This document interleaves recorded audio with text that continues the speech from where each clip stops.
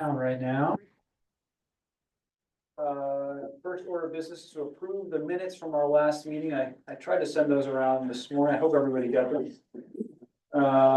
Any corrections, changes? I'd entertain a motion to approve the minutes. Next motion. I second. Seconded. All in favor? Aye. Minutes are approved. It's unanimous. So there was the ferry day, was that 2 days ago now? 2 days ago. I already know what time.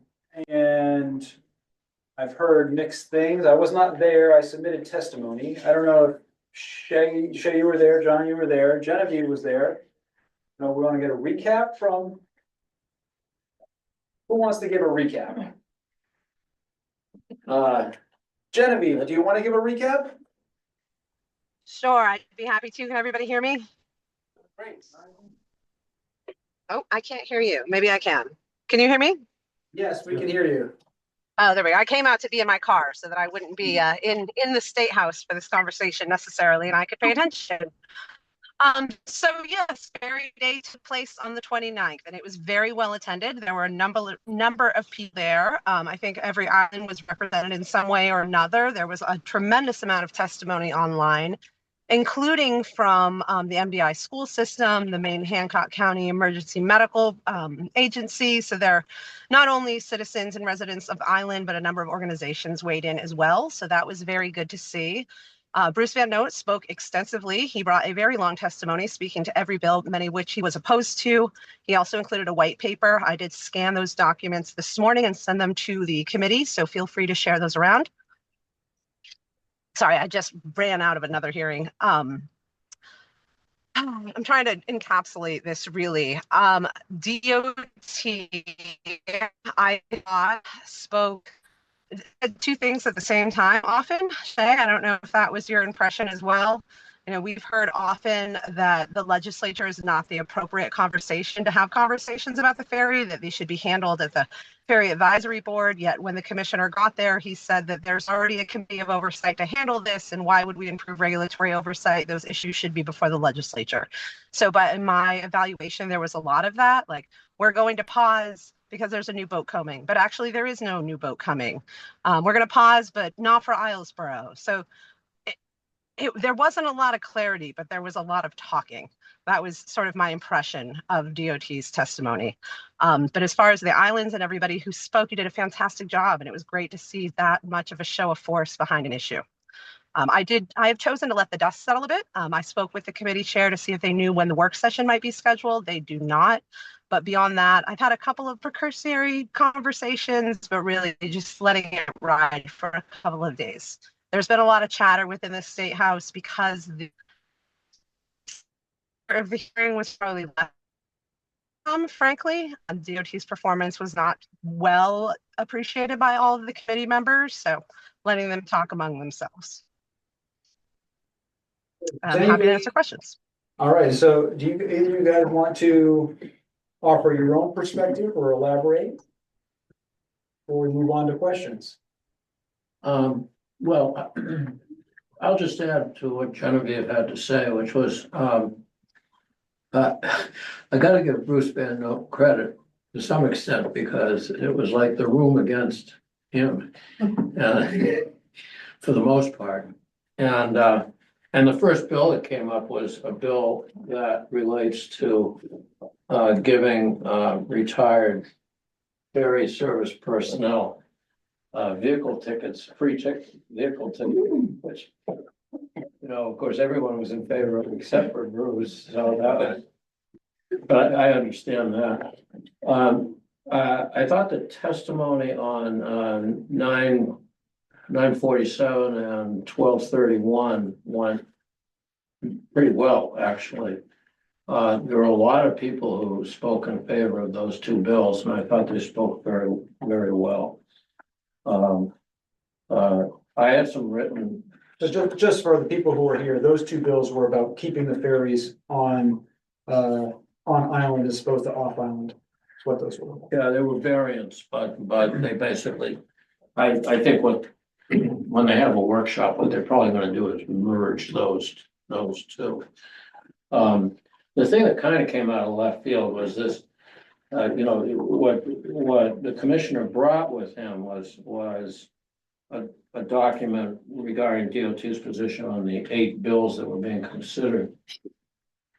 And the folks, including me, and then I had to run out of the room, but I assume Shay and I assume Genevieve as well, when they spoke related to the bills that were before the committee.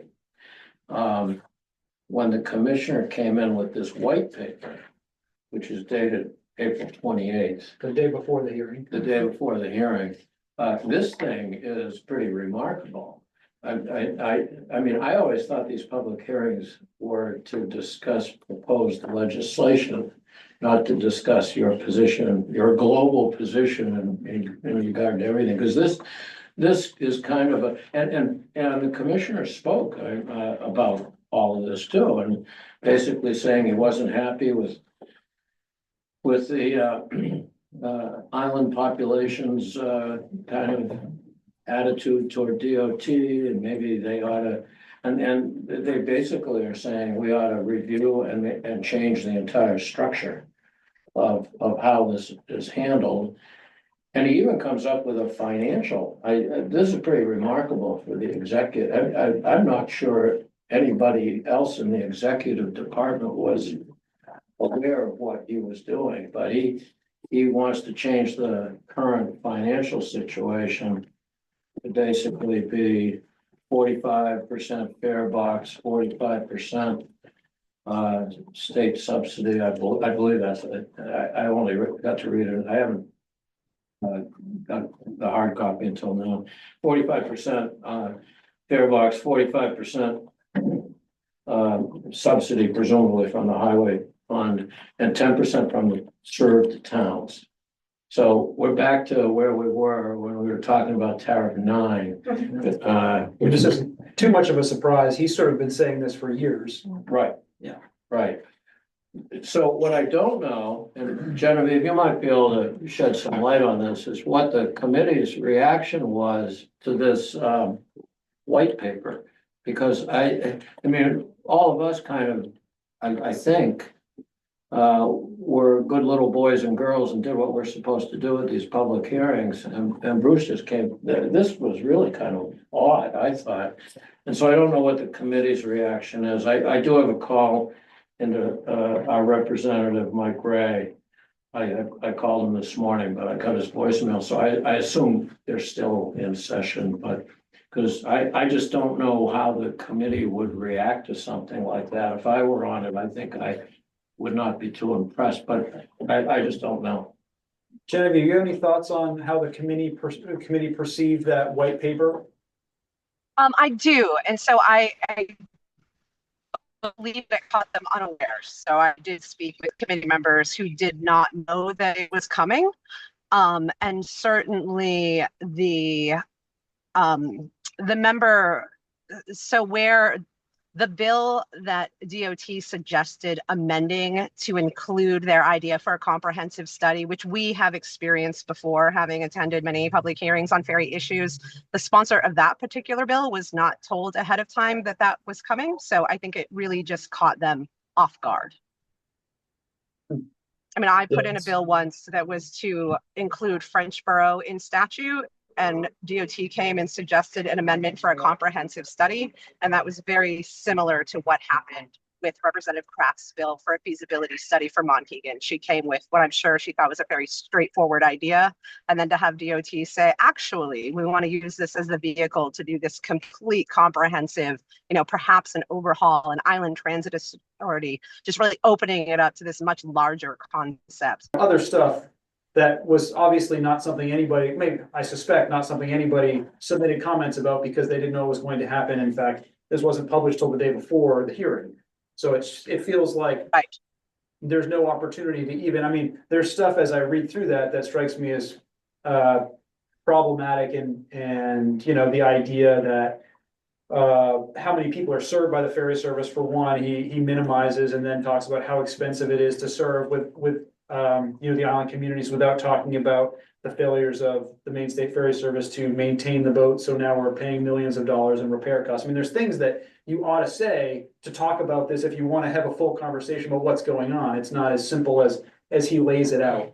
And so I think, again, I mean, I don't know how much to push back, but I think there's a lot of room to push back on a lot of the stuff that he says. And the idea that there's 2,700 people who are served by the Maine State Ferry Service is sort of laughable. There's more than that on this island in the summer who live. So He consistently does that He does. every chance he can get. yes, he does it a lot. And so Yeah. I mean, I don't know how far we want to push or how much, but like the figures that he puts in there are, they're not accurate. And to the extent that we want to have a real conversation about this, we ought to try to get some real numbers together. And I think we've talked a lot about the people who are served by the ferry service that are beyond year-round residents, summer residents. You have school kids, or you have people who work on the island. I mean, the list goes on, So I just think, I don't know how much time we want to spend sort of looking at this and picking it apart and saying, the stuff that you're writing is wrong, when it feels like what we should be talking about is the legislation that was before the committee when we're talking about where the ferry boat should be kept and a comprehensive study about provision of emergency services to unbridged islands. And there's talk about, all the things that were on those bills. That feels like, more in our lane and what we should be talking about. But at the same time, if this is something that's being submitted to the committee, I sort of don't want to let it sit like this and say that we accept that what he's written is true, because I don't think it's true. And I think there's a lot of room to say, actually, here is really how you want to think about this. So yes, all of those things. So it is a common conversation in the State House to say, hey, the work, like we didn't have a public hearing on what is now before the committee. This amendment is very broad. It's very different than what the public had an opportunity to comment on. So there is opportunity to contact the committee, provide committee materials, provide follow-up information between now and the work session. And so it is very valid and very fair to make both the argument that we didn't have an opportunity to weigh in on this, we didn't know about this, this is a very large concept, and provide additional information. You may want to take a very detailed deep dive. I mean, certainly nobody expects you to read 23 pages and refute every point, but certainly including some bullet points, a summary of here are, maybe they aren't data points unless you have them readily available, but here are a couple of summary paragraphs of information that was included that we do not feel is valid or warrants further explanation or exploration. Like this doesn't match, our community, our numbers. So there is an opportunity for pushback, and I would encourage it. Okay, so maybe we'll draft something. How much time do we have to draft something like that? A week? Less than a week? I don't know. I mean, at least a week. This is a very big issue. I mean, there's a lot of public interest. There's a lot of political interest. There's a lot of media interest. And so this isn't the type of issue that I feel like the Transportation Committee is going to just rapidly say, okay, it's been 48 hours, let's have the work session now. I mean, there's a lot of information to take in here. There are obviously a number of affected stakeholders that feel passionately about it. So I can't speak for the committee and their scheduling. There are deadlines that they are up against to have so many bills voted out by X date, but I don't feel like this is an issue that the committee, they already know how they feel, they already know how they're going to vote, and they're going to fast track it. They're going to put some careful consideration into this issue. So I don't want us to rest on our laurels, but I also don't think that you need to have something ready to go, Monday morning in their inbox. So let me think about that a little bit. We can talk more about timing and sequencing. And I will have some conversations with members too. I mean, I asked Representative Crafts yesterday if she had a sense of timing. She didn't, but she might today. I will say the Transportation Committee, I mean, like all committees, they're very busy. They have just as busy of a day today as they did yesterday. So, getting to Friday, letting everybody take a breath, get some lunch, get a good night's sleep, and then coming back to tackle this issue.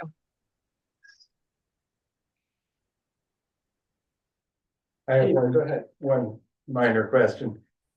Do you think that the legislatures understand the broader constituency that you outlined a moment ago, Gary? So some of them do. How many? I don't have people- audio anymore for some reason. And in addition, it seems to me, and I've tried to do a little of this ahead of time, contacting people are just here in the summer who I think will care passionately about this issue. Do they know about it even? When the original proposal of birthing the ferry on the mainland, I wrote to several dozen people and none of them had ever heard anything about it. Right, so and the question about whether the representatives and senators in Augusta know about the issue, I think depends a lot on who they represent. And I think if they represent an island community, they've heard from a lot of residents and they understand that issue.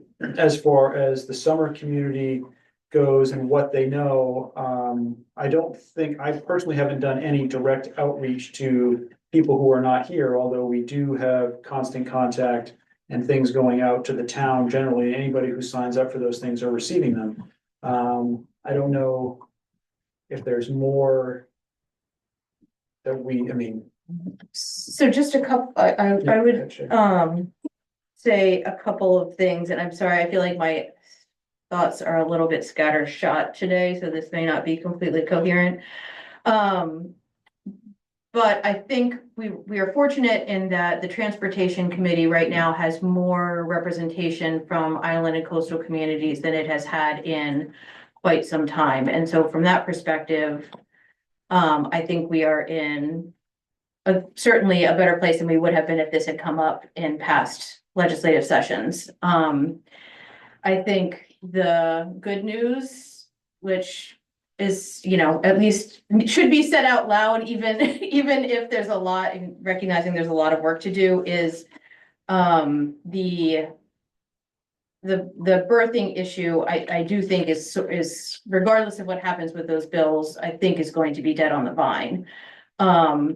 Hopefully legislatively they respond and pass the bill. But I think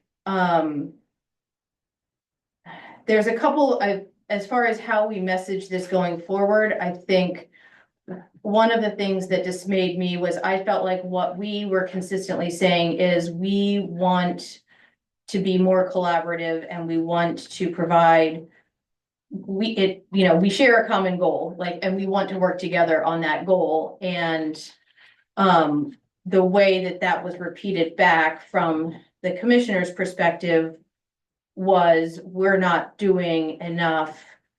We just can't satisfy this small group of people. They need to run it. And I think,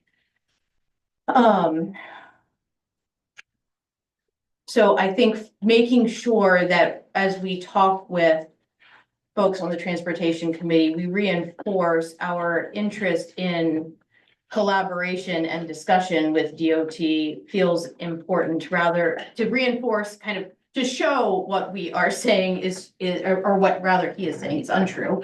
But also I think I think it will help us to kind of publicly say we recognize that we live in a rural place, right? I know one of the folks from the Transportation Committee was in the St. John Valley, and he, sort of teared up when talking about how his mother passed away, not being able to get to a hospital because there's no highway.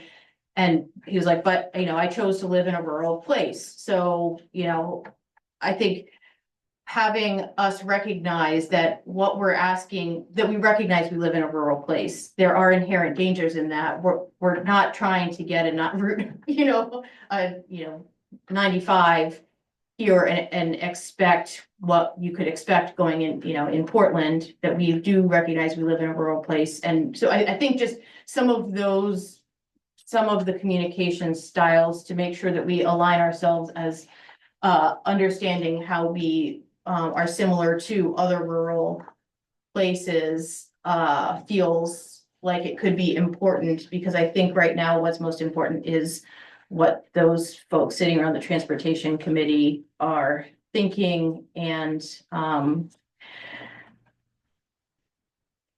there have been big issues with the ferry service for a long time, certainly since before the current commissioner came into service. So it would be nice to find ways to work more closely together rather than to assume that the way that that change needs to happen is in doing a major study and a major substantive structure change for that work, because I think the major structure change is very likely to end up costing our community significantly more in the long run. Someone I want to lose sight of, the kid lose sight of, or maybe didn't know about, is that there is a study for EMS delivery, and that is LD 841, and that passed out of committee with a unanimous vote. So to the extent that the specific issue of emergency services needs to be evaluated and studied and considered, that is already happening. Or no, I shouldn't say already happening, but there is a bill to do that. DOT's purpose is not to study emergency medical services, frankly. It is to study cost and delivery and this whole other big concept, but it's kind of being veiled behind emergency medical services. So reminding the transportation committee that that issue is being addressed over here in this other place. So there's opportunities for those efforts to work together. It doesn't have to be this conversation. Frankly, it's just codifying the status quo. And the regulatory oversight piece too, I don't want to lose track of that, because to the extent that DOT says, hey, we want to collaborate, we want to have a better relationship, we want to work together, and then asking for, relatively simple things through, improving, strengthening the Ferry Service Advisory Board, for DOT to oppose that is sort of counter to saying, hey, we want to improve this process. Like, do you want to improve this process or not? Because here's an option to do it. And maybe this language is not the way to do it, but there should be some language that we can agree on that will do it. Genevieve, I think, I like what Shay's saying, though. I think in terms of just projecting to the committee that we're not opposed to dialogue here. And we're not opposed to working with DOT is a good message to send. But I also think that having the commissioner, just announce that this is a brilliant proposal that somebody ought to, adopt without any discussion or it's just, that's not the way to start a dialogue. I think that's what I would be saying to the committee. I do have a question for you, though. Should we, if we're going to communicate with the committee, what's the best way to do that? Should we address something to the two chairs and maybe copy the entire committee or copy the sponsors? And who wants, because I'm concerned about process here, because this is not the way things are supposed to work, in my humble opinion. And so what's the best way to do that? Agreed. And I agree with Shay too, and thank you for your comments. So the formal way, if you will, to do that would be to put together documentation, committee materials, additional committee materials in response to the information that was presented or questions that were asked by the committee, and send that to the entire committee addressed to the chairs and also include the clerk. And he, I think. I can't remember, honestly, at this point. Anyway, the committee clerk will make sure that that information is printed, distributed, and included in the committee file, and that each member receives a copy of their review. And being able to provide that information in advance so that they have opportunity to consider it before the work session. And certainly I will, make sure in my conversation with members that they have seen it and received it. So that is the formal and appropriate way. I'm certainly not going to tell citizens, residents, members of the legislature, members of the committee, your own informal communications are certainly appropriate too. But that would be the most common way to present additional committee materials. Okay, when you get a chance and you're recovering from today's festivities, shoot an email and let us know the name of the clerk and the email address. The legislature has been very busy this week. As I'm sure many of you know, they do like to do a year's worth of work in 3 weeks. So today is my Friday. I'm going back to Stonington. I will not miss the State House complex for the next 36 hours. And Peter, just in response to your comments, this committee was formed. We got constant contact. Dan Tudor's been doing a fabulous job with the Islesboro Island News in terms of this issue. If people don't know about it, you know, I don't know what to do. I mean, you can only do so much, but, you know, everyone here knows about it. To the extent people are on and, you know, can talk about it to others, I think we've been trying to do that. But you know, these are big issues, and actually the turnout 2 days ago was pretty remarkable at the State House, I thought. The only point I was trying to make is that I think the constituency here is broader than I think some people appreciate. Mhm. And I was not in any way suggesting that. No, well, that point was made at the committee meeting 2 days ago, because the DOT says, well, you know, this operation costs 14 million bucks and we're dealing with 2,700 people or some ridiculous thing like that. And there were a lot of people who said that is not accurate. Because And we've got all the students. people are working on the island. Right, we got Live on students, we land. got workers coming over every day, we got kids coming over to go to school. We've got the summer folks, and you know, and you know, our population supposedly is 900, but you know, that ain't true in July and August. And that point was made. It can be made again too. So just also to speak to kind of the Islesboro specific, because he has, you know, he did say at the meeting, you know, this issue is paused likely forever for everybody except for Islesboro, and, you know, and then he did, speak on the radio today and said the same thing. And so I did speak with a commissioner outside in the hallway, on my way out, mostly because I felt like there was a lot of, you know, there was a lot of, oh, like, we should talk. There, you know, if we're trying to collaborate, let's have a conversation. So, I did say, you know, we have a standing ferry agenda item at our select board meetings, and we have a committee that is working specifically on these issues. And so if there is specific questions or things, as you start to think about Islesboro's future and how you're thinking about that, we would appreciate dialogue with the leadership at DOT. And the response that I got back was, okay, yes, thank you. Probably the ferry money is gonna disappear and the whole thing's gonna be dead anyway. Great. Right, yeah. That's Good job, Shay. Well, he was talking about the new. Was he talking about the new? He was talking about the he was new, talking about the he was new talking one. about the new Right, ferry. yes. Yeah. Right. And he's perhaps right about. Right. Yeah, it's hard to argue with that at this point. I hope he fixed up Maggie. But that also was, you know, taken within the concept of, if you're thinking about moving Islesboro's ferry at all as a test case, come, like, we are happy to have a Zoom meeting with you. Let's have a discussion. Steve. Yeah, 2 points. Well, one, it'd be interesting I heard the formal approach. The informal approach is to try to ascertain the committee members' position on this, which I think, Genevieve, you'd be great to try to start doing head count to see who, you know, which way people are leaning, so we know we need to work with, you know, and can support that collaborative message versus people who are pretty set on another side. So the idea obviously is, you know, trying to do the back channel. That's what, you know, you're good at. The second point is, I think we have momentum on the docking issue, the overnighting issue.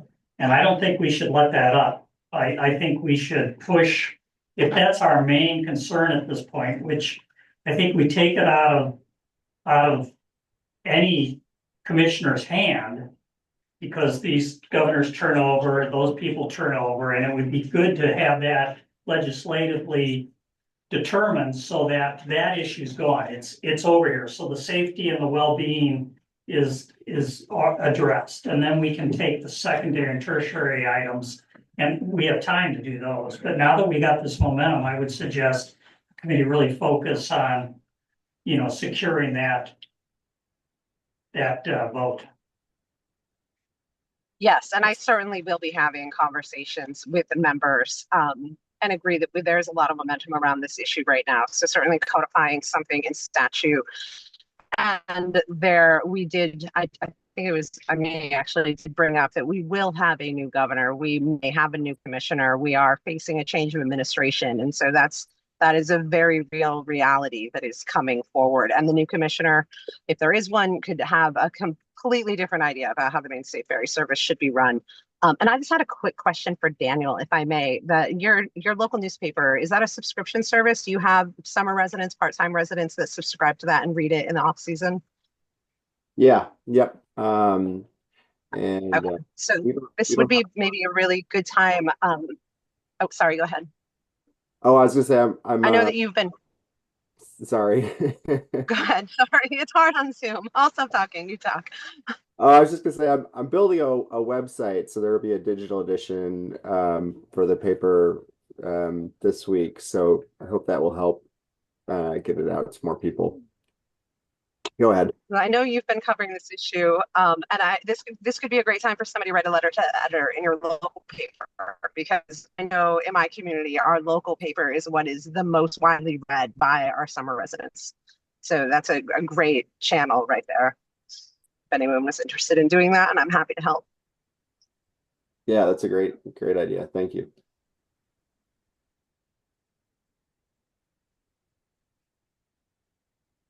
Maybe Peter, would you like to write a letter to the editor? Peter says yes. All right. I'm up for anything. Great. Okay. I actually have one more question. Please, yeah. How do, Oh, don't say that. I have some ideas. okay, I'll need a lot of coaching. What determines the split of public versus the revenue model for the ferry? How did that get started? It's codified in a statute. Oh, and is that the case with any other DOT capital improvements anywhere else, or do they have to justify I that think somehow? The Maine State Ferry Service is relatively unique under the DOT umbrella. They don't really run operations like this. Because, you look at the amount of money that was spent, for instance, on the improvements to Route 1 there, which probably makes the whole economics of the ferry seem trivial. I mean, they must have spent $50 or $100 million on that one little road. We're just looking at this, and I think the DOT budget is something, Don, 600 million, and the ferry service is 14 million. No. But 8 to 9 million is what he throws around very consistently. That must be the annual operating budget. That's what he says is basically, we pay that every year, and he likes to, Well, you'll also for find, the 2,700 people. you'll also find in this, capital expenditures are 100% funded by the state. So that they're considered completely separate and distinct from the annual. Caveat to that, those capital expenditures are funded by the state, but they're almost always federal grants.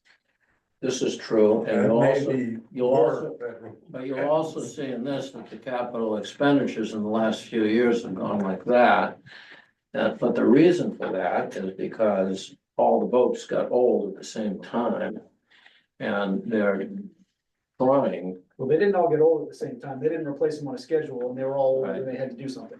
Yeah, no, and that's something, in all fairness to Commissioner Van Noe, that's something he inherited and is dealing with, but that is the nature of the beast. They've also stated, I can't remember which pamphlet here, there's a statement in there that the DOT doesn't consider ferries as a highway or link to point A to point B, to answer more of your questions. They don't see the comparison now. That's Appendix B. Right. And they're trying to wiggle themselves out of that back door. Yeah, they don't like that idea. Unless they're filling out a grant and need to, Right. explain where the ferry money is going. But you try to walk on the interstate and try to get home, Well, if that's the way they play that game. try to walk on the water. He's on land, if I want. I think they should issue everybody oars. Let's hope it doesn't come to that. Anybody else have any other questions? For what it's worth, oh, I was just gonna add that DOT has spent $39 million on the Deer Isle Stonington Bridge since 2009, but has never suggested that the municipalities of Sedgwick, Deer Isle, and Stonington take over that maintenance. Yeah, we gotta divide how many residents are there by the cost of that bridge and see what that turns out to be. I believe Awesome. Senator Grahowski has those figures. Perfect. Well, you know, another analogy is when when the bridge up in Bucksport, disintegrated and got turned, they didn't let any traffic on it at all. And, the same analogy would be, okay, everyone on MDI help pay for the bridge. And God only knows what that thing cost, but A lot. it was a lot. It's a nice bridge, but yeah, it's really apples and oranges, but. Scott. What is the committee's feeling on the possibility of this recommendation from the DOT actually coming to fruition? Where he says the island should take care of it. Is there a remote possibility that comes about? I would say there's a remote possibility that it comes about. I mean, is it like 10% possibility? Is this just? It's a little bit, it's speculative right now, because this just popped up 2 days ago. Right. And a lot's gonna depend upon, as Genevieve says, the reaction of, the committee as a whole. Probably an awful lot on the reaction of the sponsors of the specific legislation that was supposed to be getting considered. And as Genevieve, I think correctly notes, if I were a sponsor of legislation and the DOT commissioner came in and said, hey, how about this getting tacked on to your thing? I probably wouldn't be all that happy about it, but it remains to be seen. Yeah, I think my concern is that, I think the fallback in a situation like this for any legislature is to use like the Massachusetts Steamship Authority as a model. And that directive, when they formed, the Mass legislature formed that committee, probably 40 years ago. The mandate of the legislature was that it was self-sufficient. And they have people that sit on this, on the board of the Steamship Authority that are from each of the islands. But there's only been 2 years in the entire time. Now, granted, there's a lot more people that are riding those ferries, but the ferry rates are 4 times what the rates are here. And that's the only way it would work. So my big concern, thinking long-term, is that if that remote possibility becomes anywhere near, come to fruition, we would be in a heap of trouble. Because we just couldn't support it.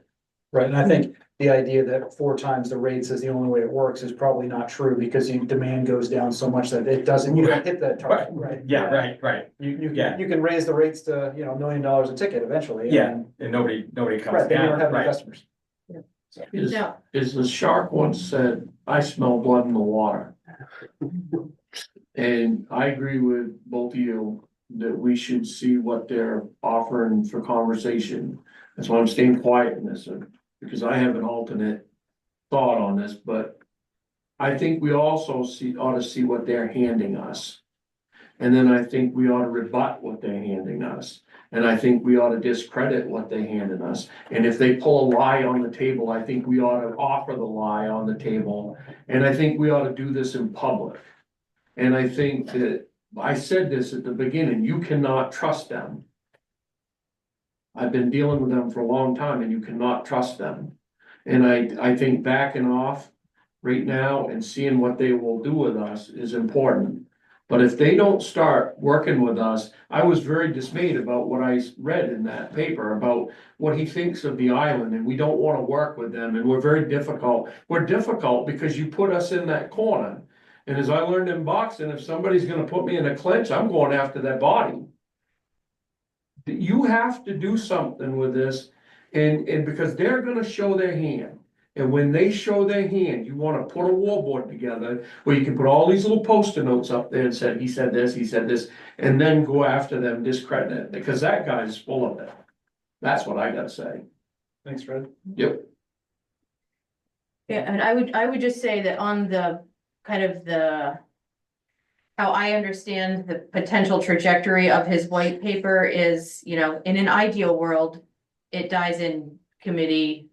If they pass it and there is a study, then there's a whole lot of work that we need to do to ensure that there is the best possible information in that study. To inform the future, what the future of the ferry service looks like, because, and that's what's going to inform how bad it gets. I don't know if we really wanna play read and react with them. I really don't. I don't know if we really wanna play read and react with them. I think that we ought to take some offense on this and start throwing a ball into the court to see what they wanna do with it. And see what they're gonna do with it, what they're gonna give us, what they're gonna present to us.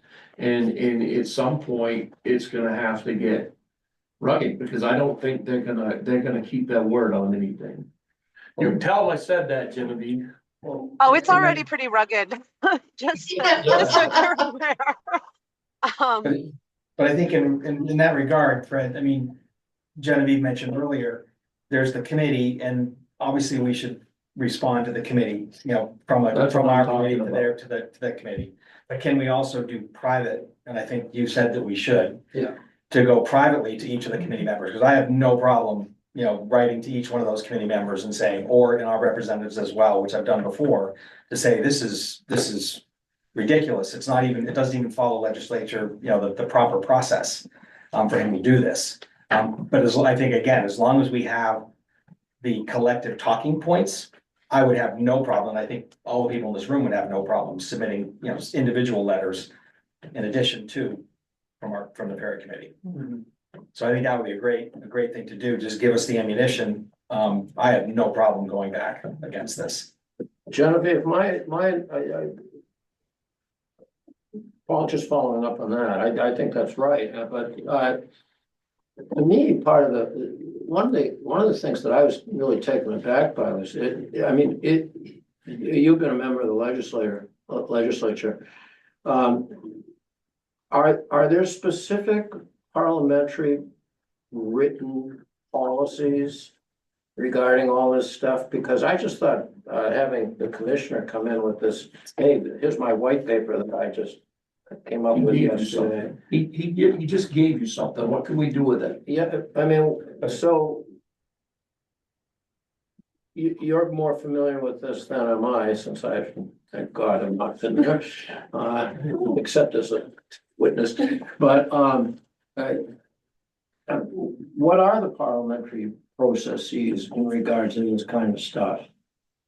So, I mean, certainly anyone, anybody can come in off the street, whether you're a department or a legislator or just a citizen, and propose language for an amendment. I mean, he certainly took some robust liberties with a however many page white paper, but there is nothing, within parliamentary procedure that prohibits that.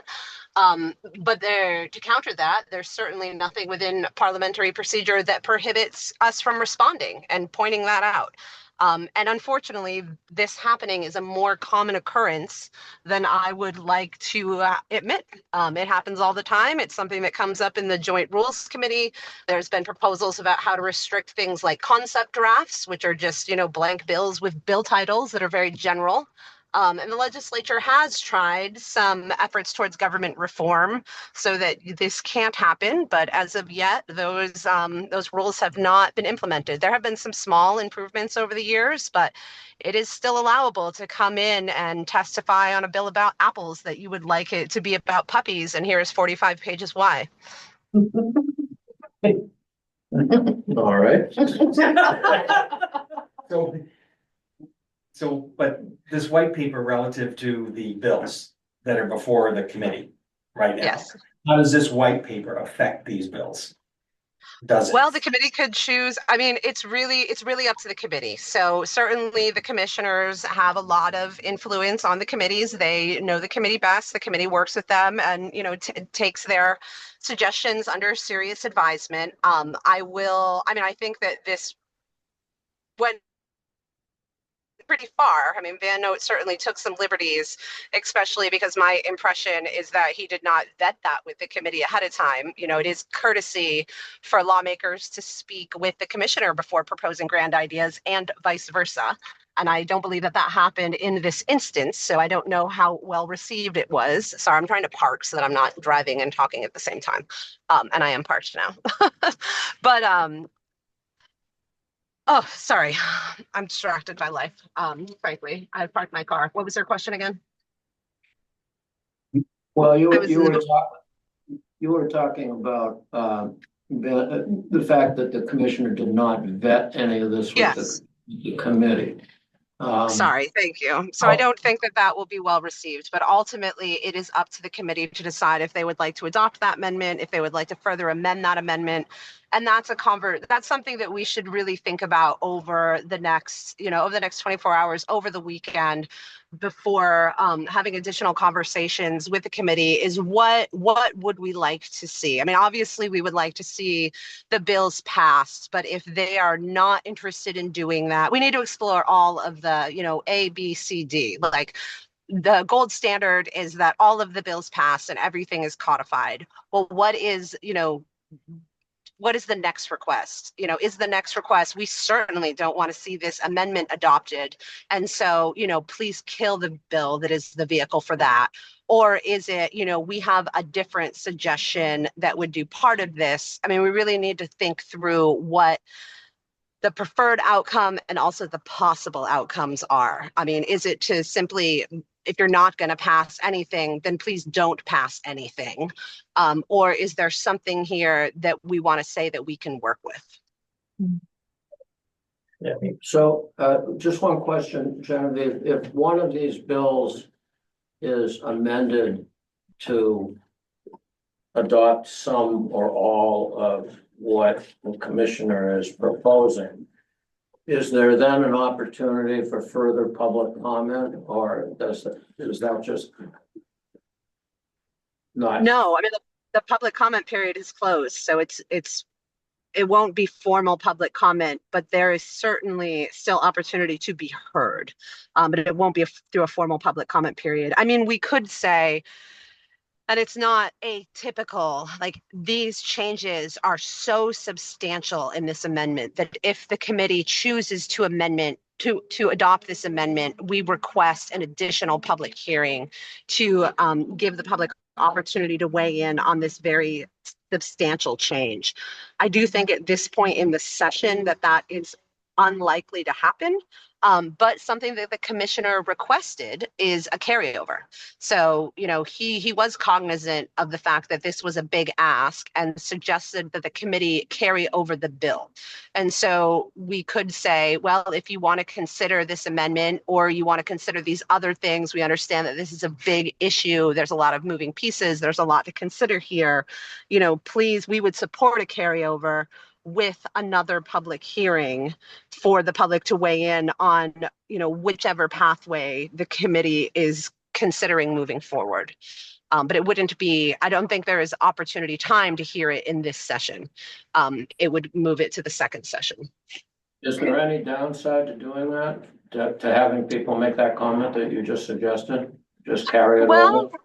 I mean, if we were to continue this issue and carry it over, it perhaps makes it more likely that DOT's suggestion for this, comprehensive overhaul becomes reality. But depending on what, depending on what that is, I guess you have to really think about whether, I mean, the issue before us is not whether to study it. And frankly, DOT does not need a carryover or a study. I mean, they can assemble a stakeholder group and put a report together with the data and then report out a department bill of their own. They have that option.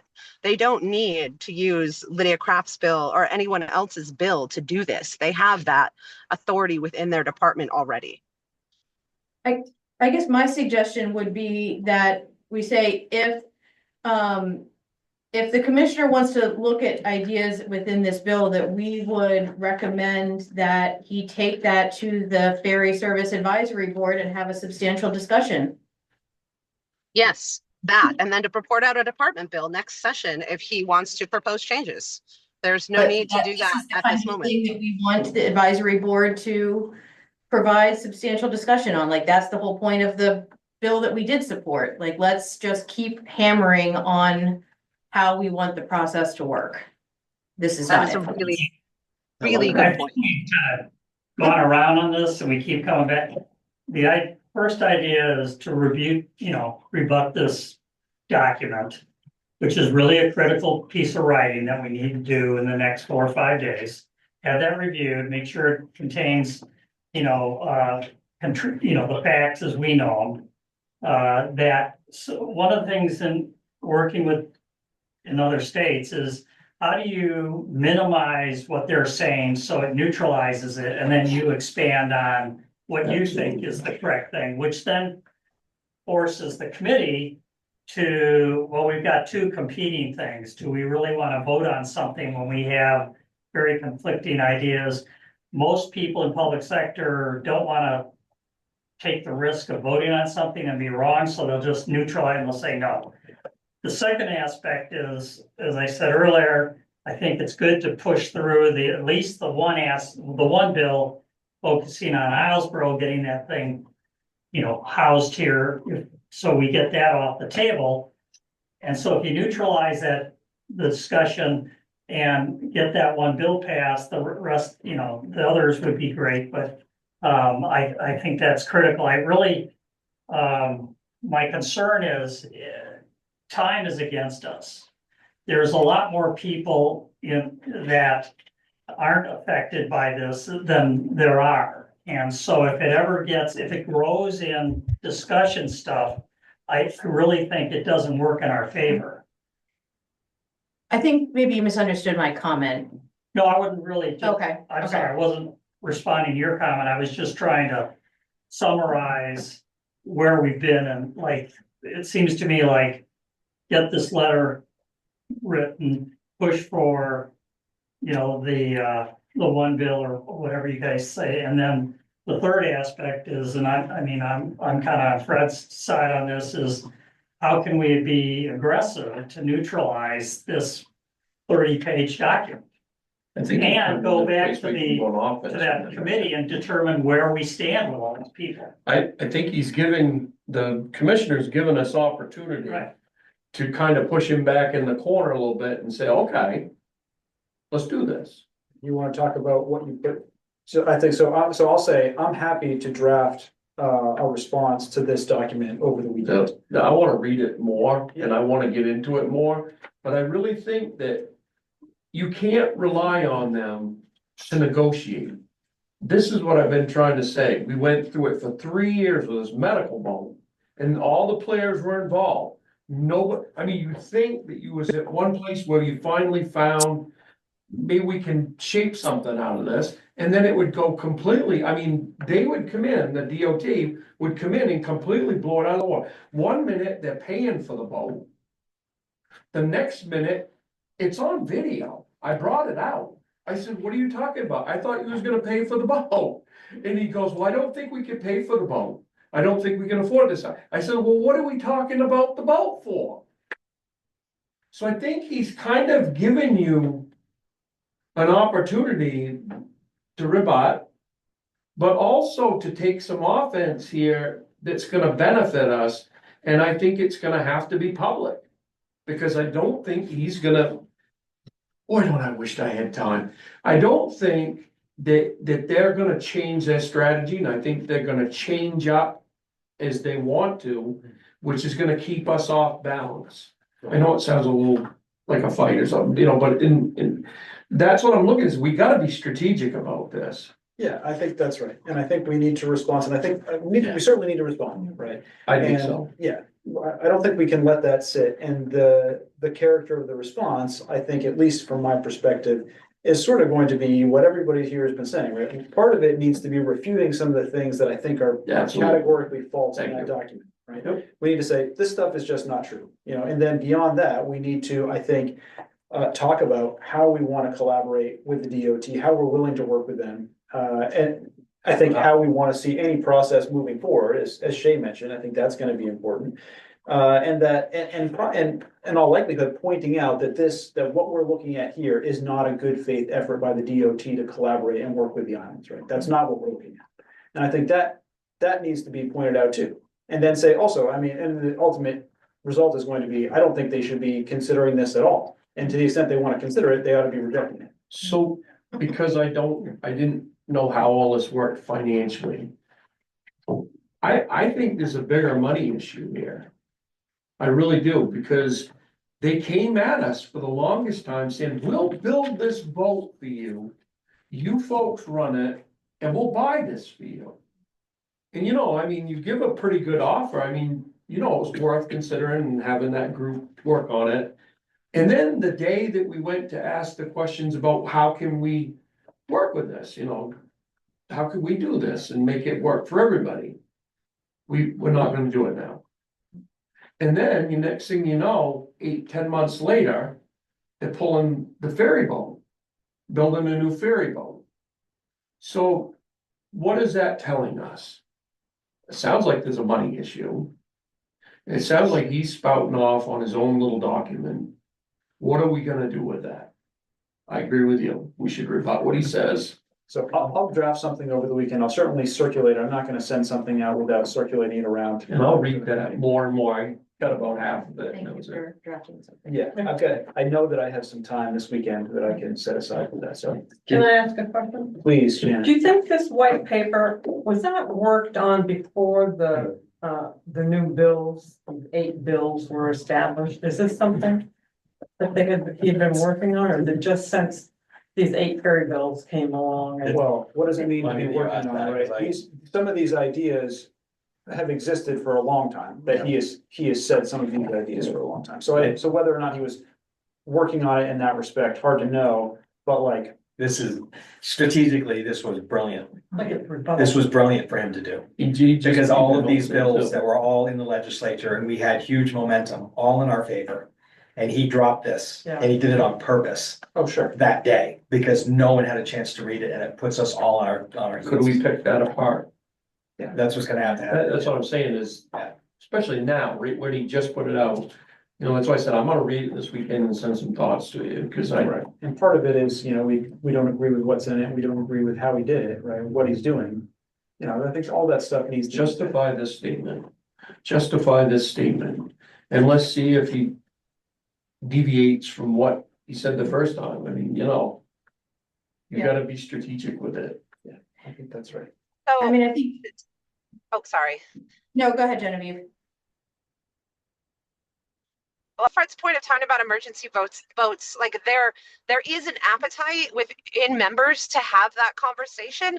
And that is the opportunity to point out that conversation is going to be had through LD 841. The Transportation Committee does not need to be considering emergency votes. That is happening over here. So to the extent that members care about that and they want to explore that, I mean, Van Note really leaned on that. We offer to do this, we offer to do that. How fast can a boat get here to there? Like, those are valid, great questions, and they're being addressed over here. You don't have to worry about that, Transportation Committee. They have that covered. So that's what I was referring to earlier, because there was some appetite to discuss that further. And great, let's have that over here in this study. Great, thank you. Shay, do you want to add anything? No, I mean, the only thing that I would add is just that, on the money side of things, DOT seems to feel comfortable spending lots of money building things. But has said multiple times, we're not the organization to operate something, which is true. And, the ferry service is a little bit unique in that it is more of an operation and less of a build it and then be done and move on to the next project. On the other hand, it's just a big business. And if you need an operations person, you hire an operations person. So and I think, figuring out that staffing piece is really important for Yeah. making things work. They have had a lot of turnover, so that staffing piece has not been figured out yet. Yeah. They still haven't hired a new manager. I know. But in the operation of ferry services throughout the country by departments of transportation is not unusual. I mean, the other biggest ferry services are Washington, Yeah. which didn't do so great during the pandemic, but prior there. Nobody did. Nobody did. And North Carolina, which I mean, and that's DOT in North Carolina. And if you take the longest ferry route in North Carolina, which I think is 23 miles, a car is $15. Oh, I'm gonna go. And if you take the shorter ones, the Hatteras ones, they're free. And I was just looking at the white paper, this is worthwhile for a little rebuttal. The comparisons between what we have and three others is Casco Bay, which gets 40% of its revenue from the federal government. The Steamship Authority of Massachusetts, which is insanely expensive and maybe the most hated ferry service in the world. I'll attest to that. And Montego of all things. So anyway, There's room to push back. there's room for pushback. Yes, indeed. So again, And I'll help you with the letter. great, I like that, John. The other thing I was gonna say was, we should not only just have a letter from the select board, we should have a letter from every single individual that we can possibly convince to write something. I know a lot of people are averse to that. So I'll add that I think that this letter that we want to submit as additional testimony in response to this. In addition to that, we probably ought to put together a bullet point list of some of the major points that we think we can distribute to the town. That they can say, this is what you can, here are some of the big picture points that you might want to bring up in your own conversations or letters to your representatives. 100%. That's That what I was one- asking before. That's, Yeah, one. you give me those talking points and. Yeah, one turns right into the other. We're gonna put together the talking points to write this response anyway. We can distill that to bullet points and say, here are some of the major issues that you might consider when you contact your representative. And I think a list with the email addresses, well, those. I think we have that together, but we can recirculate that, yeah. But I think even the original public outreach that I was involved with, you had to collect some of this information yourself. Yeah. I think it's all on the webpage. It is. Yeah. So I'll say, I'm I'm not a big fan of drafting form letters that everybody Yeah. sends the same No, thing. no, But I think a bullet point list where you Bullet can, points, Yeah. right. then you can say, oh, these are the things, and then you can write in your own voice, your own way, whatever you want to say. And capture the issues that are important to you based, and have some ammunition at your fingertips to do that. Absolutely. I know you talked about the non-full-time resident Yes. outreach. I mean, I know we talked about that initially going back, one of the first couple of meetings we had. I know we really haven't, we put stuff into the paper, we put stuff on our website, but can we do something that's a concerted effort to the non-residents that have summer homes here? That, Peter, whether you're doing it through contacts, or others can do the same thing. I don't know, if that's helpful. Maybe more letters, the better, I would assume. I mean, I'm not sure it's hard to know what we could do. So we could do direct. I know a lot of people, I think everybody here knows a lot of people who come in the summer, and we could be direct contacting those people. I'm not sure how effective that is, or it's hard to know how to handle that. I feel like Yeah, it's hard to know how to handle that. it is tough. I mean, you hope that the people who want to be involved are either paying attention to what the town puts out or what Dan puts out in the paper. I don't know. I mean, I'm not necessarily opposed to direct contact to make sure people who are not here year round are in the loop. Especially, right now, here we are, it's beginning of May, and a lot of people are gonna be showing up here in the next month or two. Yeah. Well, last year, we organized a meeting at the Islesboro Forum that Shay and various of us on the Sea Level Rise Committee about sea level rise and its impact And I think we had the biggest turnout of any of their meetings. Well, the only trouble with that is, right, the It's legislation's not happening right now. now. Right, exactly, yeah, that's a great idea, but. Timing problem. The timing But I will say, Gabe, this issue is not gonna go away anyway. And it would Yes. really be useful, because I think the issue here is both the people who are in major construction on their multi-million-dollar houses, plus the staff that work it for the people. I don't think really the owners appreciate how ubiquitous this problem is going to become if we make these changes. I mean, it's gonna change the whole question of how sustainable this place is as a community, and I don't think a lot of people really get that. Yeah, and I think you're right, this is an issue that's going to, last perhaps, as long as the island's around. Right. Perhaps. So again, I think to the extent that there's a desire to have a conversation at, the Islesboro Forum or whatever, that's, okay, talk about ferry, a broad discussion about ferry issues, this being one of them, perhaps that sounds like something that could happen. Even if you email them, get like your email list, the Terra Team's email list, we don't really have other than constant contact and email lists we don't have an email for everybody in town, but Tina has most of them. If you just got something out, say tomorrow, like a bulleted letter or something. What about something through the Terra Team Club too, because they have most of the summer folks' emails Yeah, that's addressed. what I just said. Yeah. If Donnie would Yeah. send out, he must have a list. If you Well, just we forward it were- out, would you send him or That something? has the way we organized that last year. I talked to Alex Thorne and Donnie, and that's how we organized that. So perhaps once we have a finalized response and bullet point list, we might reach out to Yeah. those who have, that type of email listserv going on that might be able to just blast to people who are not here to make sure they're in the loop. Because the emails will get to them. I mean, their mail, like you say, they're maybe getting ready to come. Yeah, and especially if it's coming from a place that they're already familiar with getting emails from, it's not just, us sending Right. something to people who never received emails from us before. Might be more likely to at least bypass a spam filter. Yeah.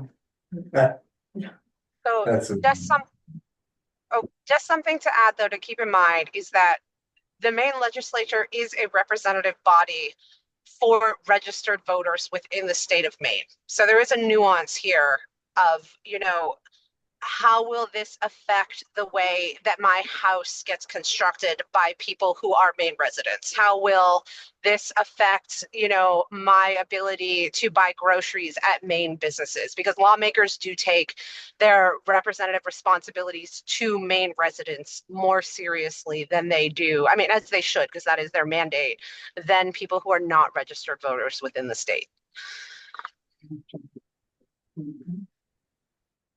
It's good. That's a good thought. Thank you, Genevieve. Yeah. What, I see something is there a chat? What is that? Yes, and it's frozen up, so I can't quite get it all. Okay, something, can you see who? It's from Cara, so if you want to have her speak her Cara, are question. you there? 'Cause there's something on the chat that we can't really read. I see the Yes, very I'm end. of the here. message. Okay, the very end of a message is all we can see here about Okay. initiating petition on the island, between islands, but I can't see more than that, and it appears to be frozen up here. Do you want to speak to that? Yes, Oh. I'd like to. Did we, as we spoke about previously, initiate a petition so that we're connected on island and then between islands? Do we already have that going? A petition for what specifically? Whatever we're working on, we were going to initiate a way so that we're all connected, particularly inter-island, as far as being a force of communication. To show actual names and. We've spoken about petitions and how to connect inter-island for political force. So I do know there's a lot of conversations that are happening between the islands right now about the various ferry bills. And there are but as far as a petition, I don't believe there's any petition that that is created yet. Not that there couldn't be. I guess the question would need to be, we would need to formulate something specific that everybody could sign on to and get on board with. And I think there's a lot of room for getting all of the islands on board with various issues. And I think one is where the ferries stay at night. I think that would be pretty easy to, and I think we do have unanimous agreement from all the islands.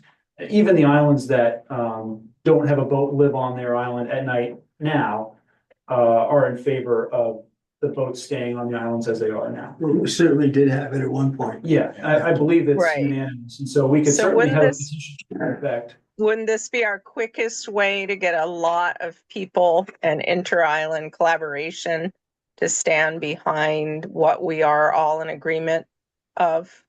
We could do an online petition and that would get out to people within the week. Would it be worthwhile when you do your rebuttal document, sharing that with the other islands to see if they all, Sure, and if they can add to it to Yeah, further rebut this? 'Cause there's an email group of other islands that, I email with other people from other islands on various ferry related issues. And so we certainly can share that. We could certainly, I want to give it a little bit of thought in terms of whether a petition, I think right now, I think all of the other islands are in agreement about this particular issue. And I think that was clear at the hearing 2 days ago. And we'll give it a little thought. I'll throw it out to other members here, whether they think it would be a good idea to set up a petition, like an online petition. I think so. I was thinking about that when we first started meeting. If there was a way to show, first of all, he's got a number for how many people are served by the ferry service, so that would be an opportunity. Well, if we don't have the names to put on there to back that up, but to show the unity, the names in a petition. I think they need to see that we're unified. Maybe the thing to do would not be a blanket online petition for anybody anywhere to sign up, but rather to reach out to the various select boards of the towns. Yep. And get them, I think that would be relatively straightforward, and I think that we would be able to get all of the towns to sign on to one, essentially one position statement that says this is what They we. should have their name, they should be a registered voter, Yeah. if you do it online, you don't know who that. Well, you don't wanna have it be a free-for-all online and have it not carry any weight because anybody can Right, sign up and claim. from any town. Yeah, I but, think you're right. but I think the select boards, probably we could get all of the various governing bodies of all of the island towns served by the Main State Ferry Service to sign on to some sort of statement. My understanding was that something like that already happened.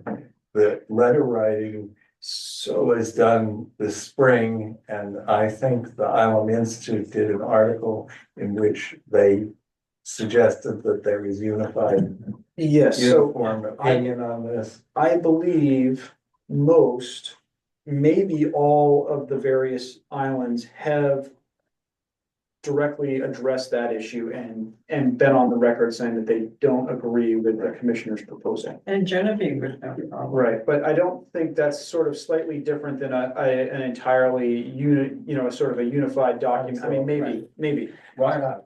It's not gonna. Redundant. I think I think your idea is a good one, and I think that the committee, government to government, is very receptive to receiving a letter like that from the select boards. Yeah, so maybe once we get sort of a response together for this, we might reach out to other towns and try to get all the towns on the same page, and to the extent that there might be tweaks necessary to get some towns on board, we might make those changes depending on, it's just hard to know until we open that dialogue about exactly how narrow or wide we might agree on all of those issues.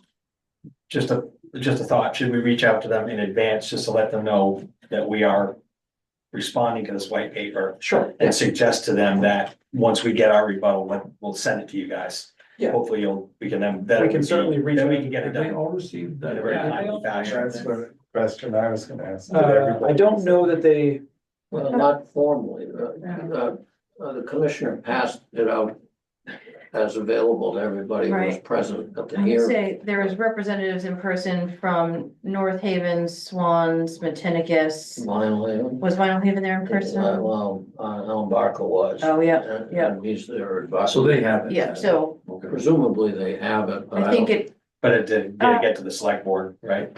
it will, but I'm not sure whether or not the import of it has really landed is an open question. Yeah.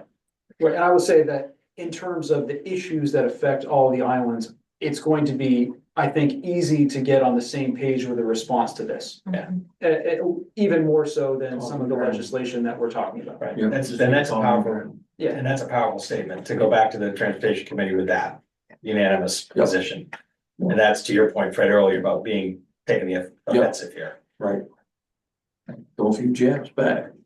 Yeah, well, he did I mean, like I said before, this strategically was smart for him to do this without any notification. Not a nice thing, but it was smart. Is her hand raised? Yeah, Kara, please. I think those are good thoughts. I mean, I'm thinking in Maine, what would go over even better is all of us just have town meetings and collect signatures in person. I think we'd get a lot. I think we could get our whole town out to sign over a week's time, and so could other towns. And the other thing I've been really listening to in Maine is historical rights being very powerful for winning. When there are debates about, say, lobster and fisher folks going out at 4:30 in the morning and cranking up their engines and people sleeping or upset, the people fishing are winning. And so I think our historical rights are something we really need to write into this document that we'll all sign. I think we really need to stand on our ferry rights and our historical rights for medical care, working, access, loss, not getting isolated from all of the opportunities that we pay for in Maine. And so I think that should be part of this document, is really standing on our historical rights. And I think that would get a lot of people out in our town to sign this. Do you have the time and inclination to draft something for the committee to look at? I could do that. When Great, do you let's- need it? Well, Yesterday. yeah, Our meeting is May 17th. Right. so. All right, I mean, I'll do it tomorrow. I have time off tomorrow. And who should I send it to? Probably Janet is the best one and she can circulate it. Okay. Keep it to one And each. manager. Yep. Yep. Is there someone who would like to work on this with me? We could meet up for 2 hours tomorrow and get her done. Who knows the most? Box, so I'm out of it. I'm already signed up for a letter. Who is that? I'm buried. It might just be you. Yeah, you thought of it, Kara. Thank you. Well, who else is already signed up for a letter? I couldn't tell who said that. That was me. I think I'm hearing that the committee is tied up with Yeah. stuff that we're working on right now. And there's no one in the peanut gallery here who has volunteered. So it might just be on you to come up with this draft. Okay, can you all just shout out what are the most important points of it? 5 points. Well, so I think that's something I'm working on this weekend, and I'm happy, once we have a bulleted list about sort of the working points, I can send that to you, but I can't get that to you immediately. It's gonna require a little bit of thought in how we're gonna respond, I think. Okay, so I'm focusing on historical relevance of our rights and public transportation. And what else? I So just this need is- a little more grit from you all. yeah, no, I mean, I guess, Cara, I have some concerns about focusing it around historical rights, because I think, even listening to the commissioner talk today on the radio, he kind of wasn't really willing to go to like the debate around rights versus privilege of this. I think it's a pretty nuanced message in a way that that would either build us support or make us appear like a privileged coast in a large rural state. And so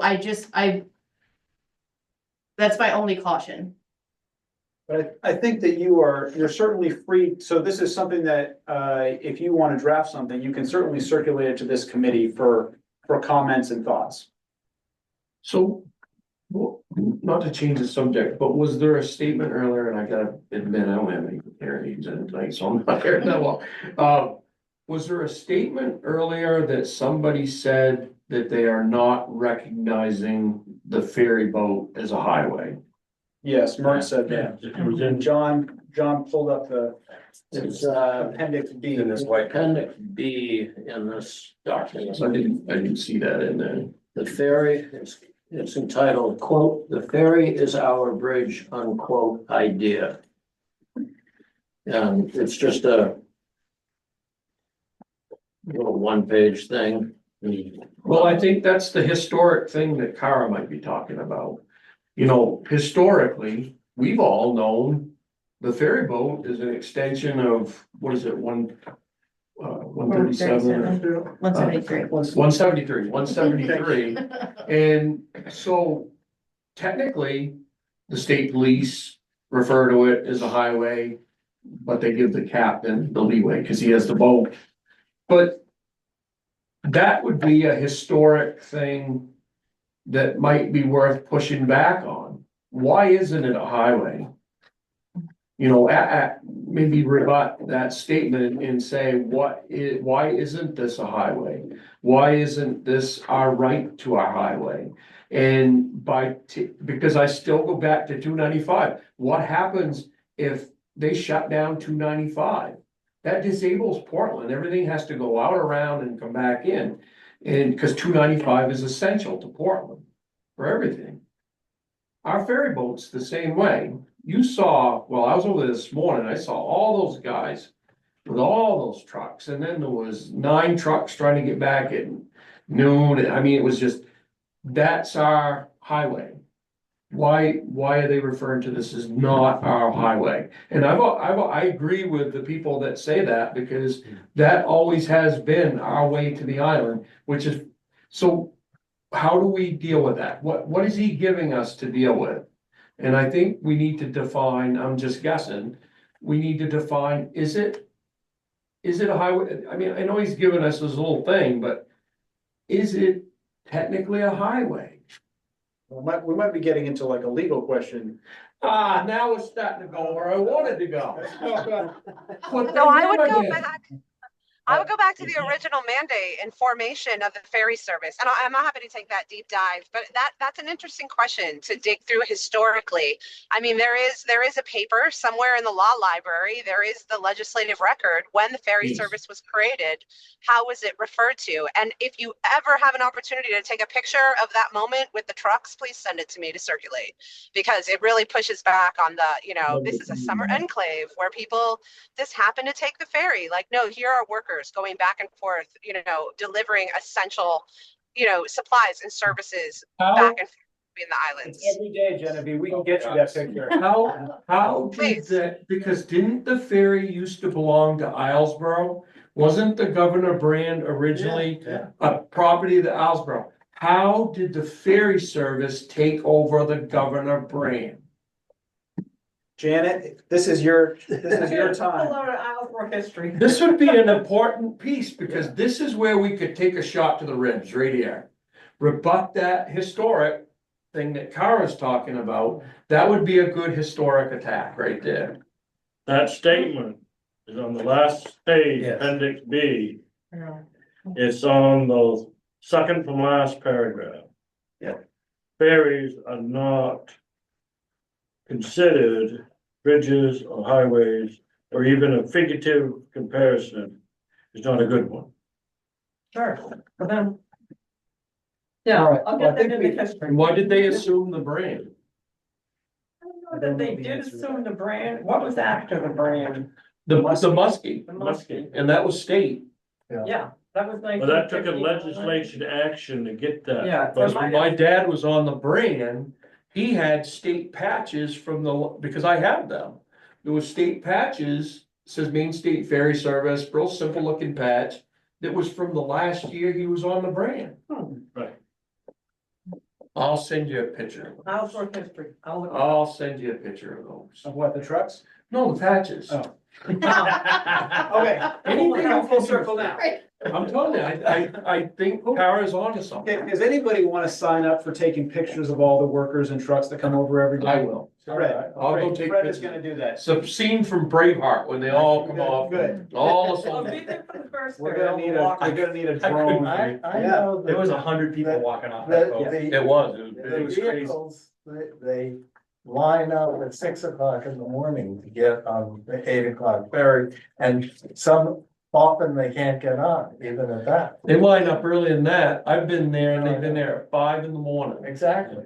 And not only that, but the parking lot over there is filled with people who are coming over. All right, so let's just try to recap. Who's gonna go over to Lincolnville Really? tomorrow night, spend the night to get pictures of. Can't do it Monday, I got class. A quick Park recap. at 5:30. Peter is going to be writing something for the local paper. I am going to work on a response to this, which I'll circulate. John has graciously offered to help. Well, I'll get pictures. Fred is gonna get some pictures and I think Kara is going to draft, something, a petition perhaps. and Are there any- probably other letters to the editor should be Sure. encouraged. And so and again, I should add that part of the rebuttal to this is going to be the development of a document, which is sort of a bullet point, for What is people in the the- town. When is the next Islesboro News coming out? And what's its deadline? The next issue comes out June 12th. The deadline is the 2nd. I don't have the benefit of your bullets. So you'll have the benefit of the bullets, except for Dan said he was working on a website and perhaps something that you wrote could get out sooner on the website. Whenever it Am I is. right, Dan? Yeah, that's my goal is to be able I'll to put go stuff up and there sleep in sooner rather than Lincolnville. later. Don't sleep on this, Peter. All right, thanks everybody for being here. I think I'll entertain a motion to adjourn. So move. Move. Second. All in favor? Aye. Thank you, everybody. Thank you, Gabe. Thank you, everyone. Bye, everyone. Thank you, Genevieve. I got new drivers to go train. All right, go train them, Fred.